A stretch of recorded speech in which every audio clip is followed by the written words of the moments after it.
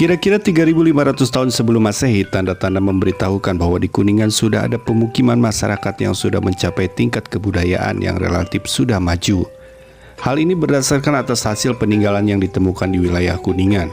Suatu pemukiman masyarakat dimaksud baru terwujud dalam bentuk suatu kekuatan politik seperti negara, sebagaimana dituturkan dalam cerita Parahyangan dengan nama Kuningan pada tanggal 11 April 732 Masehi.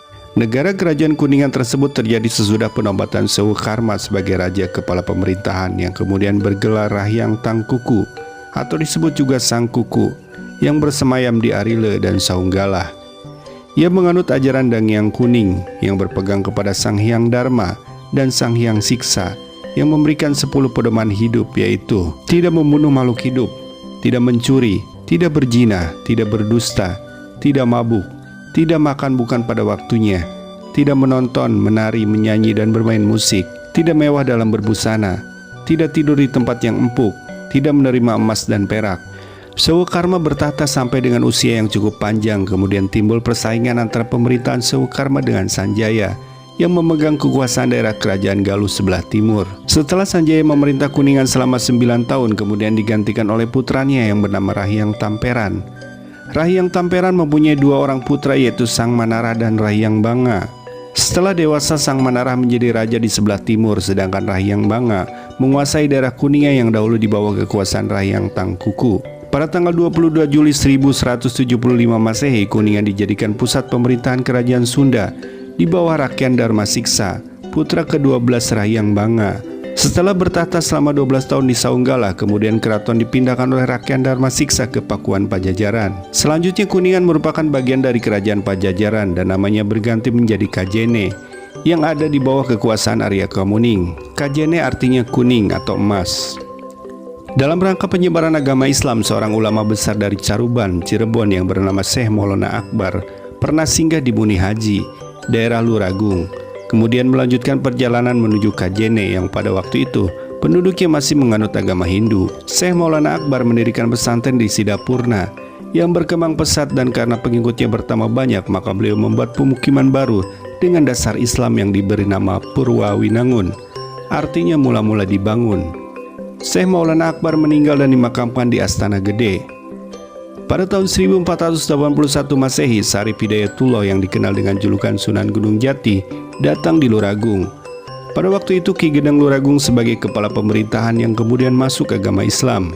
Pada waktu yang bersamaan datanglah Putri Ongtin dari Cina menyusul ke Luragung, kemudian melangsungkan pernikahan dengan Sarip Hidayatullah. Putri Ongtin berganti nama menjadi Ratu Mas Rara Sumanding. Sarip Hidayatullah dan istrinya Ongtin pada waktu itu sepakat untuk mengangkat putra Ki Gedeng Luragung yang masih bayi menjadi putranya yang diberi nama Sang Adipati. Sarip Hidayatullah bersama Ongtin dan putra angkatnya kemudian berangkat menuju Kajene. Pada saat itu yang menjalankan pemerintahan Kajene adalah Pangeran Arya Kamuning yang menganut agama Hindu dan kemudian masuk agama Islam. Sang Adipati dipercayakan kepada Pangeran Arya Kamuning untuk dididik dengan baik.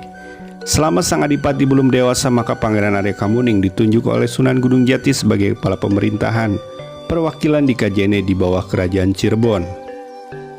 Setelah Sang Adipati dewasa, tepatnya pada tanggal 1 September 1458 Masehi, Sang Adipati dinobatkan menjadi kepala pemerintahan Kajene yang bergelar Sang Adipati Kuningan. Dengan berdirinya negara kerajaan Kuningan di bawah Sang Adipati Kuningan, maka sejak tanggal penobatan daerah yang semula bernama Kajene dikembalikan lagi ke nama aslinya, yaitu Kuningan. Dan sejak saat itulah tanggal 1 September ditetapkan sebagai hari jadi Kuningan. Selain dibantu oleh Arya Kamuning dalam mengatur jalannya pemerintahan, Sang Adipati Kuningan juga dibantu oleh Dipati Ewangga atau disebut Dipati Cangkuang dan Rama Jaksa. Dipati Ewangga memiliki kuda tunggangan yang diberi nama Siwindu. Untuk lebih meresapkan agama Islam di kalangan penduduk Kuningan, Sunan Gunung Jati mengirim Syekh Rama Haji Irengan, dan beliau memilih tempat kediamannya di Dharma. Dengan bantuan para wali, beliau membuat kolam balong yang sekarang dikenal dengan nama Balong Kancra atau Balong Kramat. atau Dharma Loka. Sang Adipati Kuningan bersama pasukan Kuningan di bawah pemerintahan Cirebon telah turut serta bertempur untuk menundukkan Galuh dan membantu mendirikan pemerintahan Wilalodra di Indramayu di bawah pimpinan Fathaillah Cirebon. Pasukan Kuningan juga ikut menggempur Sunda Kelapa dan turut serta mendirikan pemerintahan Jayakarta, sehingga pasukan dari Kuningan ada yang menetap di Jayakarta.